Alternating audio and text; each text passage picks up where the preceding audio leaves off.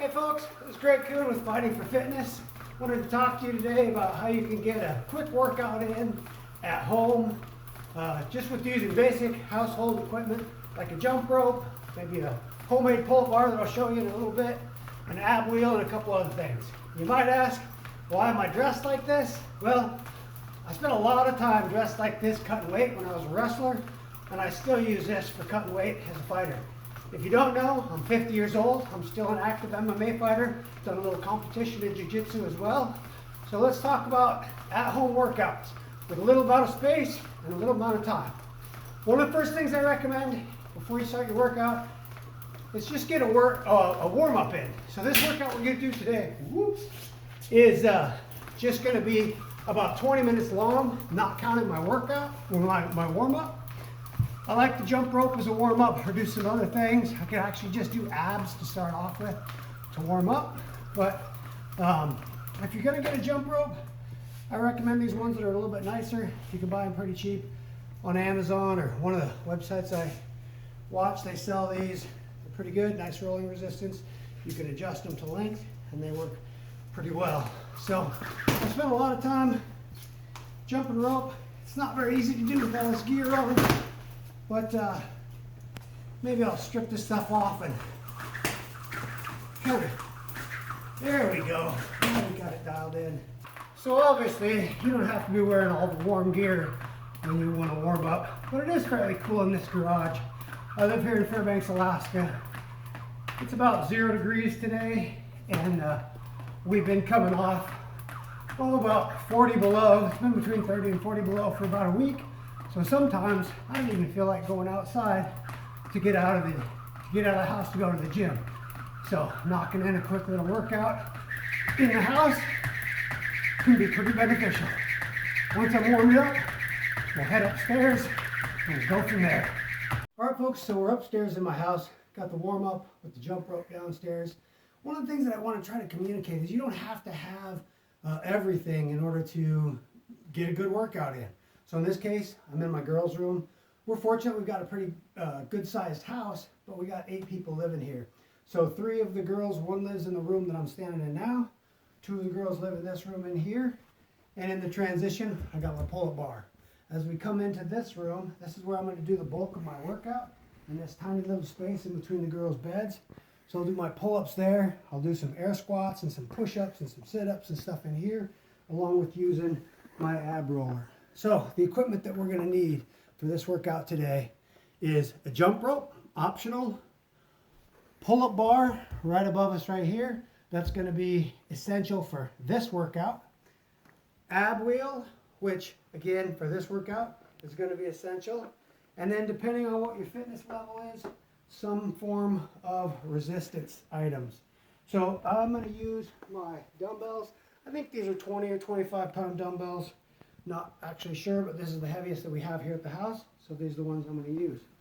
Now, my sister-in-law made this for my wife. I'll do a few cycles with this just right here.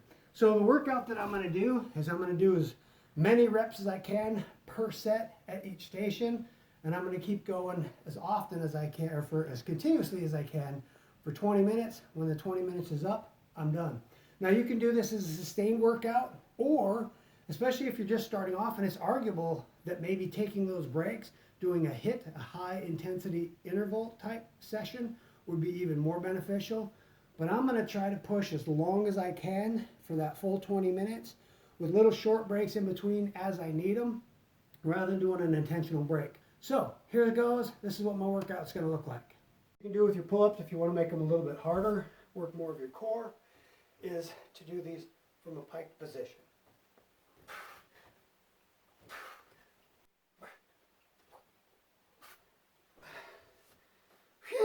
Those are hard. All right, the next exercise that I'm going to show is kind of a modified Arnold press. Now this one, as I mentioned, in fact, I don't know if you can see that in the video, but my clavicle right here is not attached. So I've got some pretty significant shoulder injuries on both sides. This one right here, where the clavicle inserts actually to the scapula, which comes around from the back. Well, mine's separated. I got what's called a type 3 AC separation, and when I was training the other day, I just lit it up. So I'm working through that. It's a chronic injury. I've had it for a long time. But again, just because I'm old, got a few injuries, doesn't mean that's going to slow me down. The other issue that I have on the other side is, if you can see right here, I don't know if you can see this scar, but I've actually suffered this fall a torn pectoralis major. So where the pec comes in and attached to the humerus, mine detached. So it pulled across, and then Dr. Wade here at the surgery center, he put it all back together. And it's January right now, and I just got the green light to start training at full speed. My strength is definitely not back up to where it should be. I'm only bench pressing. My last workout was 95 pounds for 10 reps. My lifetime best max bench press is about 255 pounds. That's really good for me because I've never had a particularly good bench press. And so since both my shoulders are messed up, that gives me some challenges. So this here is modified Arnold press. And so I do a little bump at the bottom to get it out of the hold, partially because of this shoulder. So we come up and we do a bicep curl to begin with. That's very uncomfortable. And then we pop up and do a press. So if you've got some dumbbells, this includes a lot of range of motion. And you'll see I got a little sheet in here because I'm compensating for some discomfort in that shoulder. And I'm not going to do a whole bunch of these because I don't want to irritate an already irritated shoulder. But sometimes once you work through the first few reps, kind of like it's happening right now, it's starting to feel better. So I don't know if you can see that shoulder bone. I'm looking in a mirror to kind of make sure my form is decent. But I can see at different points where that bone bulges out. So that's the modified Arnold press. Gets a lot of your upper body in there. All right. Just standard push-ups. Now again, as I mentioned, my shoulders are fairly messed up. So I've had to modify, especially right now, modify my push-ups. And I'll try to show you a couple different versions. But I use quite a bit of tricep in order to do my push-ups. So I bring my hands in fairly close. So I'm going a position just like so. Now when I was recovering from my torn pec, I was just doing them off my knees. So if you gotta, where you get started, just be on your knees. If you're new to these, and I like to go just slightly wider than shoulder width apart. I come down till my tummy or my chest touches. I keep my elbows pinched in tight, tight, tight, and I drive back up. So that helps my shoulder problems quite a bit. I use a lot of tricep. I'm just going right here. I think of my triceps as just being pistons. They're pushing straight forward. So I'm driving my elbows to the mat, or to the ground, and then driving them straight back forward. So my elbows come down, and then I'm just driving my elbows forward, which brings me up, just like so. So if I come off my knees, doing those, same thing. Ooh, that right shoulder's not happy. So that's all we're going to do right now. And then we can also go wider. Like I say, with where my shoulders are, to be honest, right now, I can barely do any wide. So what I'm going to do is I'm going to just do negatives. And when I started recovering, this is all I was doing. So a negative, all I'm going to do is, I'm going back to that narrow, I'm just going to lower myself down, and then that's it. And I'll get back up. And this is how I started. This is how I got to where I am now, just about a month ago. So lowering down here, and then get back up. That's it. That's a negative. So that's still kind of where I am with the wide ones. When I go off the knees, I'll lower myself down, and I can't push myself back up. So I'll come up to here, pop back up, come back down. So doing negatives, if that's all you can do, that's all you can do. And for me right now, that's all I can do. But I know it'll get better. All right, so the next exercise that we're going to add is called V-ups. There's a few different ways that you can do these. These work really well for your hip flexors, for your abs. And so we can either do them starting with our hands flat like so, and then just come straight up, touching, coming back down, like so. Or you can bring your hands over the top and do them like so.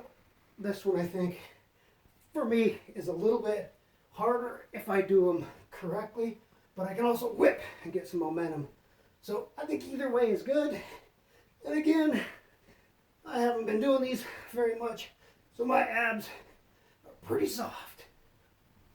10 reps should do it, and I haven't been counting, but I'm gonna start at 5, 6, 7, 8, 9, 10.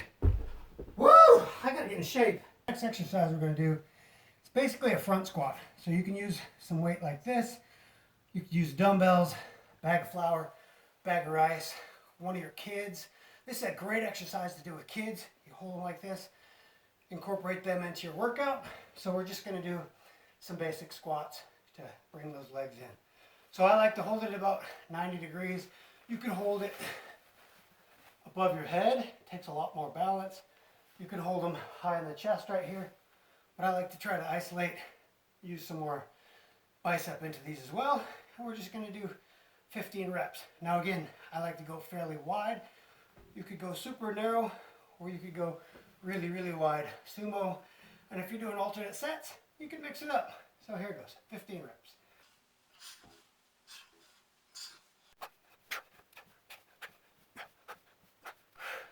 Yay! Another great core exercise here is to use this ab wheel. And with the ab wheel, I recommend, if you've never done this before, start off with just doing little short reps. And you can even have somebody spot you from the hips, or they can use a rope or a strap. But then as you get better at it, you're going to increase your range of motion to where you're going all the way down to where your tummy or your chest hits the ground, and then you bring yourself back up. And so I'm working off some injuries, so I'm at about 15 reps per set here.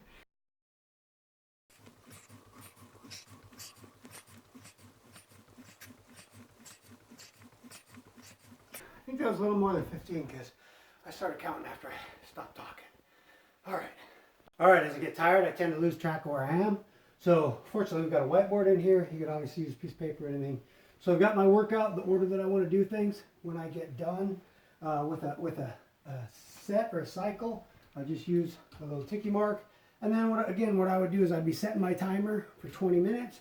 I'm going to go through this as many times as I possibly can in that 20 minutes. How you slice it up is up to you. You could go to failure, or you could say 10 reps for each one, or 15, or 20, or 50, whatever it is. So what I'm going to do for this cycle, just to kind of show you what a complete cycle would look like, I'm going to try to just use 10 reps for each one of these exercises. We'll run through the whole thing, and you get an idea of how I do my transitions and what it would look like in real life. So here we go. All right, here goes.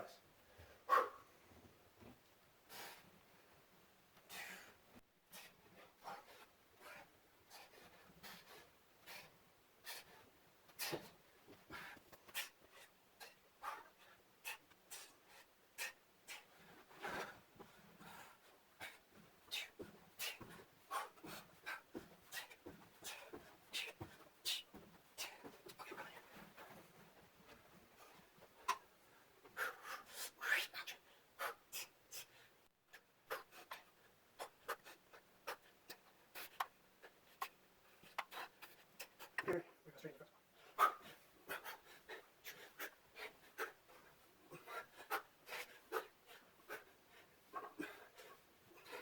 Two. There, brother. Here we go.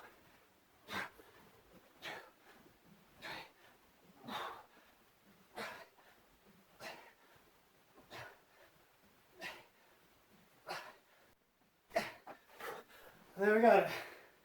That's one cycle. So we put our ticky mark down, get a drink, take a break if we need to, go back and hit it again. Hope you liked it. Remember, get rid of those excuses. You're not too old, you're not too late, you don't have enough space. Get after it. Woo! I gotta get in shape.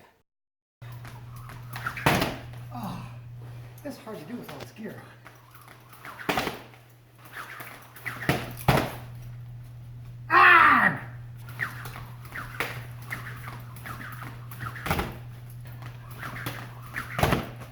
This is hard. Ow! positive.